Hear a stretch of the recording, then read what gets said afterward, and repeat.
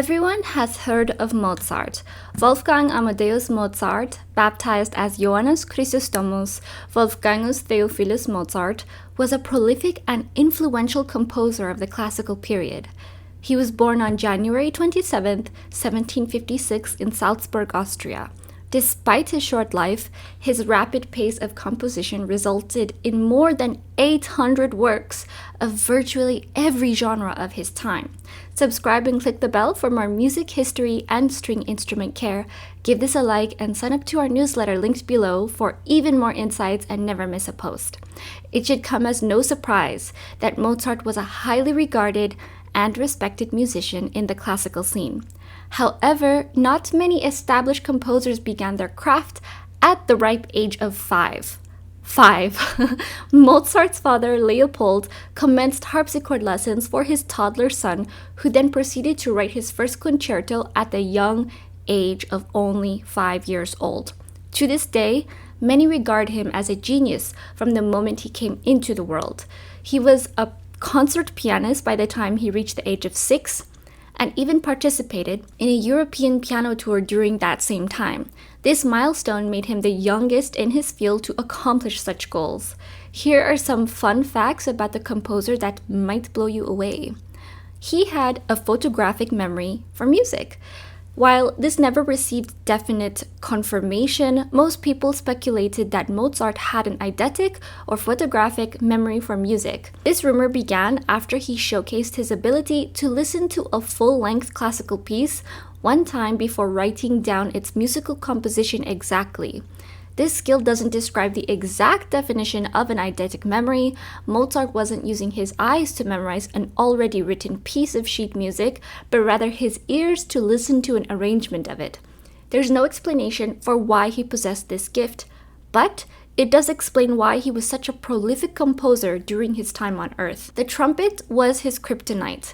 Despite Mozart being a musical mastermind, his father revealed that the esteemed composer always had a difficult time learning to play and utilize the trumpet. He often couldn't create a successful musical composition for the beloved brass instrument, and if you attempt to search for a Mozart trumpet piece, the only works that will appear are generated from his father, Leopold Mozart. The trumpet brought the child composer significant discomfort from a very young age that never really dissipated with time. Many also believe that Mozart was quite literally afraid of the trumpet altogether. He took an immediate liking to clarinet, making him a woodwind fanatic rather than brass as he grew into adulthood. He had a bizarre sense of humor.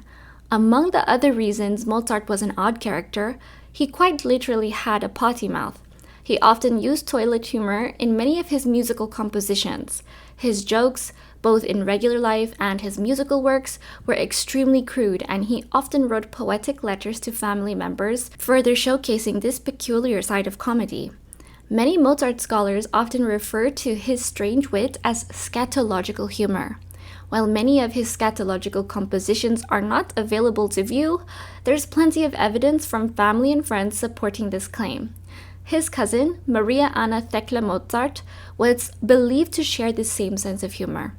Mozart was a big fan of fart jokes, but not everyone knew he enjoyed imitating cats. If he was bored during rehearsal, he would leap around tables and meow. He enjoyed imitating cats so much that he wrote a song called The Cat Duet, where the husband is singing questions to the wife and she only responds with meow. Eventually, the husband starts meowing too, but musically, of course. He was a procrastinator who partied hard. You know the famous opera Don Giovanni? Well, the opening song, the Orchestral Overture, was written the night before the opera's premiere. Mozart was out drinking with friends, and one of them mentioned, "Hey Mozart, how come you haven't written the overture yet?" So at midnight that evening, Mozart went home and spent a few hours writing the masterpiece while under the influence of alcohol. The orchestra was handed the music moments before the performance and played it flawlessly. He preferred the nickname Amade. While Mozart's name had many variants, for example, the Germanized version of Amadeus, which was Latin, being Gottlieb, meaning God's love, he typically enjoyed calling himself Amade, a shortened version of his widely recognized middle name Amadeus. Habitually, Mozart was the only one referring to himself as Amade, while others often called him Wolfgang Gottlieb or Wolfgang Amadeus. The rise of his famed middle name most likely stemmed from his odd sense of humor. It began with him mocking traditional Latin text by adding an us to the end of every word. He would occasionally sign autographs as Wolfgangus, Amadeus, Mozartus, bringing forth the birth of his title, which received much more notoriety centuries after his death. He was pretty short. Even with the European average height for a man living in the 18th century being 5'5", Mozart was relatively short. Many historians claim that the composer didn't stand much taller than 5'4". He was much closer to the average height in his era, but he would most likely be viewed as very small in global society today. Despite his impressively small stature, many biographers claim that he was a very vain little man with pale skin and straight, light-colored hair. Outside of his height, his appearance was entirely unremarkable, as he blended in quite perfectly both in his area and his field. He knew 12 different languages. Given everything on his impressive resume, Mozart was somewhat of a prodigy. He tended to pick up things relatively quickly and garnered considerable knowledge despite his short lifespan. Being a composer of Austrian origin, he effortlessly spoke German, but among the languages he was more proficient in, he possessed a decent fluency in, are you ready? Italian, English, and French. And then, are you ready some more? He had a fair grasp of Spanish, Russian, Latin, Dutch, Czech, Polish, and Turkish, of the languages he held less proficiency in. Many Mozart scholars note that he may have understood ancient Greek and biblical Hebrew a good bit as well. He would shop until he dropped. Everybody has at least one vice, and Mozart was no exception. While he wasn't necessarily poor given the period, he still managed to waste most of his money on materialistic items to feed his shopping addiction. He gained a good deal of his income doing freelance work, making an estimated 10,000 florins a year. In today's money in the United States, this would be about $42,000. Many historians argue that Mozart was impoverished, even with all his earnings, but this wasn't really the case. He did manage to die with very little left to his name, but it resulted from profligative money management. He additionally could not afford to pay his own bills due to his spending habits. He had many house pets, including a starling. Along with his love for music, Mozart had a soft spot for animals of all kinds. Resultantly, he had a dog, canary, horse, and starling on his property. One can easily infer that he came into possession of the canary and starling as a way to blend his passion for music with admiration for nature. The starling became his most well-known pet, who he would often use as inspiration to write and produce short melodic pieces.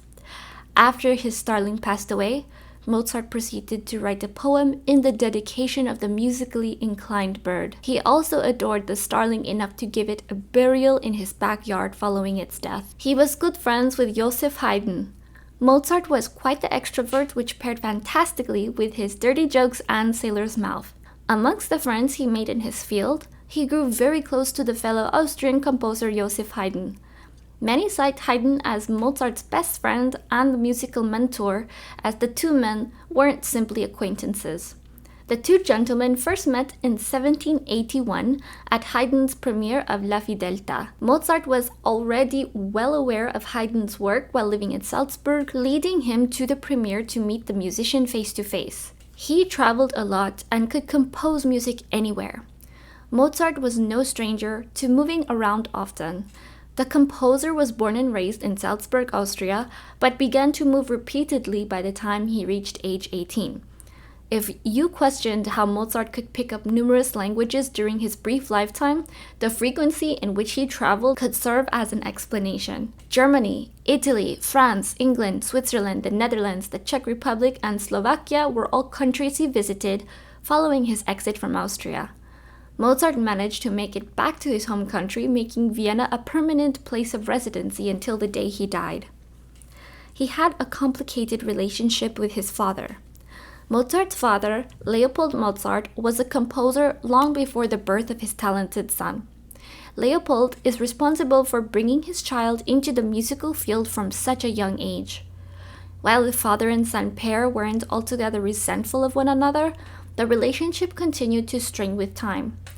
Mozart was never entirely free of Leopold's grip until he moved to Vienna.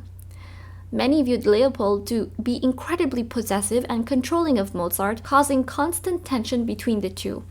Despite there being no absence of love and respect, Mozart didn't attend Leopold's funeral when he passed, and a week after Leopold's death, Mozart's starling died, leading the musical prodigy to pick the bird over its father.